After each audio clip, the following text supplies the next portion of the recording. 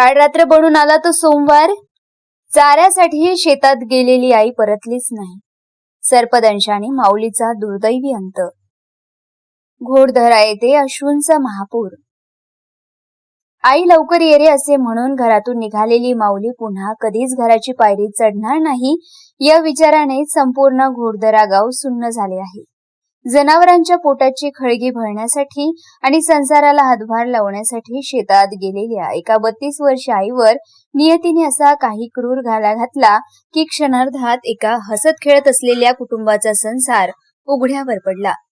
विषारी सर्पाच्या दंशाने शीतल नंदकिशोर मिलमिले या तरुण माऊलीचा तडफडून मृत्यू झालाय आणि 2 निष्पाप बालकांचे छत्र कायमचे हरपले.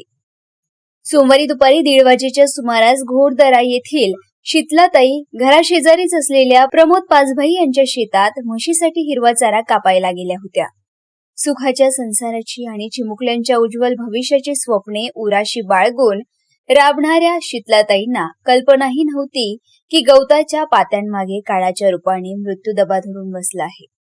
चारा कापत असताना अचानक एका विषारी नागाने त्यांच्या पायाला वेध घेतला. सर्पदंश होता शीतलाताईंनी मदतीसाठी मारलेली ती शेवटची हाक आजही संपूर्ण शिवारात प्रतिध्वनित होत आहे. त्यांच्या आकांताचा आवाज ऐकून ग्रामस्थांनी व नातेवाईकांनी तातडीने शेताकडे धाव घेतली. जीवाची तगमग होत असताना शीतलाताईंना तातडीने मारेगावच्या ग्रामीण रुग्णालयात नेण्यात आले. डॉक्टरांनी उपचाराची पराकाष्ठा केली, मात्र काळाने आपला खेळ पूर्ण केला होता. वैद्यकीय अधिकाऱ्यांनी त्यांना मृत घोषित करताच रुग्णालयाच्या आवारात एकच आक्रोश पसरला.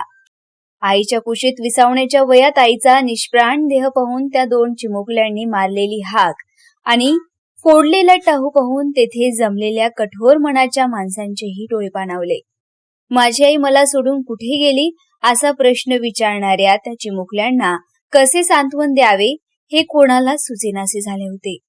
कष्टाळू, मनमिळावू आणि सदैव हसतमुखाने प्रत्येकाचे स्वागत करणाऱ्या शीतलाताईच्या अकाली जाण्याने मिलमिले कुटुंबावर दुःखाचा डोंगरा एवढा डोंगर कोसळला आहे.